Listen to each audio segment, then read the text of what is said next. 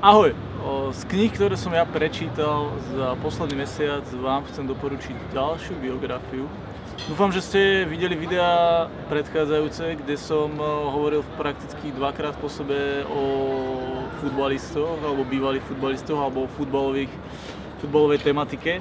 Dnes tu máme iný šport, je to biografia jedného z najúspešnejších hráčov histórie športu, ktorý sa volá tenis. A knižka sa volá Andre Agassi Open, otevřená spoveď. Vydala Toyota, je to už pár rokov, čo to vyšlo, ja som sa k tomu dostal až teraz. Je to celkom tematické, pretože to je 10 rokov, odkedy Andre odišiel do tenisového dôchodku.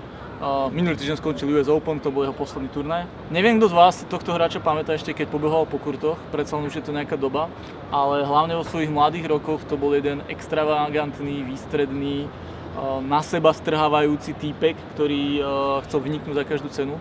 A tak ako to bolo vlastne aj v minulom mesiaci, keď som vám rozprával o Ibrahimovičovi, pokiaľ týchto ľudí súdite iba zvonku a následne si prečítate ten príbeh a nejakú knihu, tak zistíte, čím si tí ľudia prechádzali a čo za tým bolo a prečo sa chovali tak, ako sa chovali. Andrej je človek, ktorý sa živil tenisom a celý svoj život nenávidel tenis. Mal dominantného otca, ktorý ho od detstva tlačil do toho, že musí byť špičkový hráč, že musí tvrdo trénovať a on si k tomu v podstate vybudoval až odpor a počas svojej kariéry veľakrát chcel s tým praštiť a vykašľať sa na to, čo sa aj stávalo v rôznych obdobiach.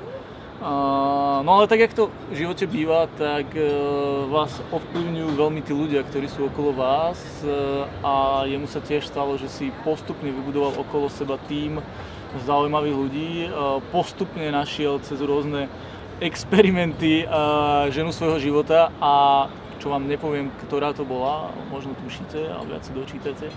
A v podstate sa zmenil na jedného veľmi vyrovnaného, príjemného chlapíka, športovca, ktorý okrem toho, že dokázal na tej vysokej úrovni hrať pomerne dlho na tú dobu, tak sa začal venovať úplne iným aktivitám, vybudoval vlastnú školu vlastne a celý edukačný systém pre decká a tak ďalej a tak ďalej. Čiže ten prerod tej osobnosti toho, jak sa choval, keď bol mladý a toho, jak postupne akoby dorastol a dospel a čo všetko k tomu prechádzalo, tak to nájdete v jeho spovedi, ktorá sa volá Open v nakladateľstve Jota.